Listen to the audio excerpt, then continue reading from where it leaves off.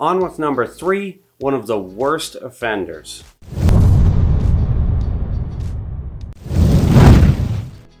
Hey guys, my name is Zach, and today on Fitness Fabrication, we're going to be talking about diets and how you can stick with them.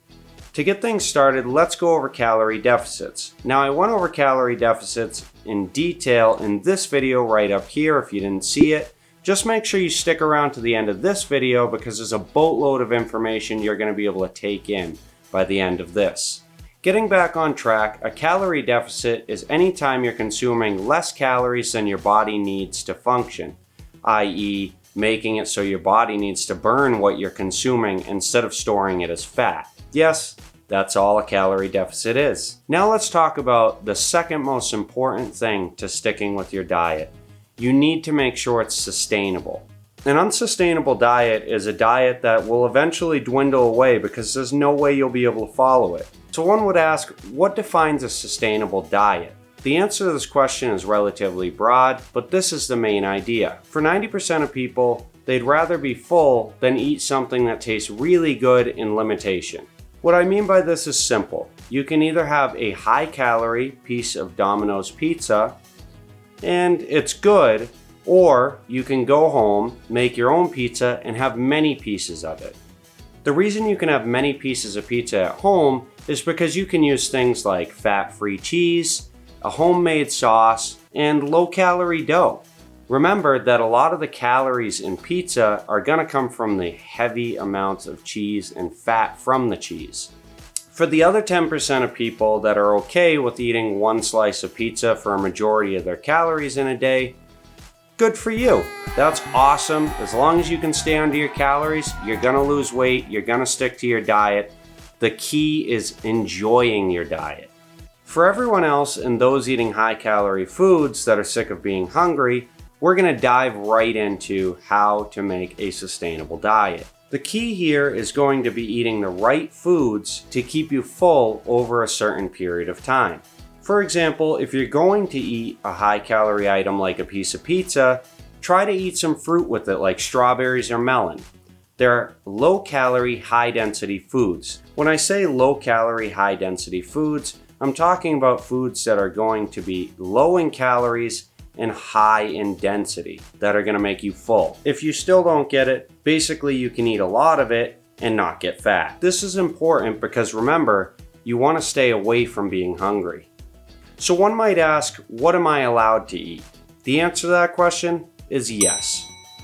Calories in, calories out. The foods you're consuming don't matter. What matters is the amount of calories you're taking in and the amount of calories that your body is burning. This being said, I'm not saying that you should eat Reese's all day long just because it's under your calorie count for the day. This is obviously not healthy, and I definitely don't recommend it. You still need to use your brain and make sure you're taking in the proper amount of nutrients to keep your body going and healthy, because remember, that's the ultimate goal here. As I mentioned before, eating junky foods isn't really going to help you anyways because, again, it's not going to make you full. I don't know how much I need to stress this. To get back on track with foods that make you full, let's get right back into tweaks that you can make to your diet to make it more sustainable. Number 1, try to use low-calorie, no-calorie syrups. This can make it so you can eat French toast, pancakes, all sorts of things. You could even put it in your coffee to give it a nice maple twist. On that same note, flavored vanilla whey makes great creamer. Just saying. You can get your protein and your energy all at the same time. Let's get on to number 2. Try to stick with dressings, sauces, and seasonings that are low calorie, no calorie. There's nothing like chicken with an amazing sugar-free, low calorie, no calorie barbecue sauce to go on top of it.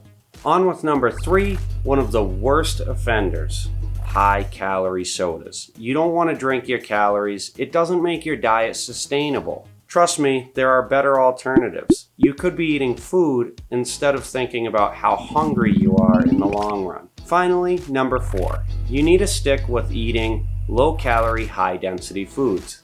Lettuce, spinach, green beans. In the fruit categories, strawberries, melons, raspberries, blackberries.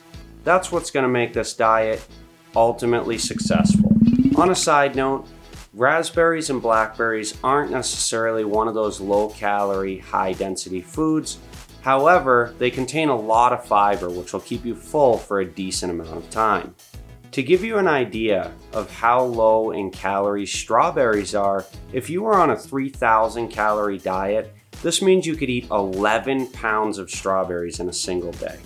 Something tells me you wouldn't be hungry after that. And that's the entire point here. It's not to be hungry, but to be on a diet that you enjoy. So maybe you wouldn't enjoy eating strawberries all day long, and I get that. But if you had strawberries or you had melon to fill you up during these times or with these high calorie meals that you're eating, you may stay more full for a greater period of time. That's going to wrap things up for today, guys. Just remember, make sure you're eating satiating foods that are going to fill you up, and try to stay away from junky foods. And again, if you do eat junky foods, try to pair those with the low-calorie, high-density foods. Make sure you comment down below what kind of things you do in your diet to make it more sustainable, and make sure you like and subscribe right down there, and we'll see you next time. Take care, guys. To get things started, let's briefly go over calorie deficits. To get things started, let's briefly go over calorie deficits. To get things started, let's go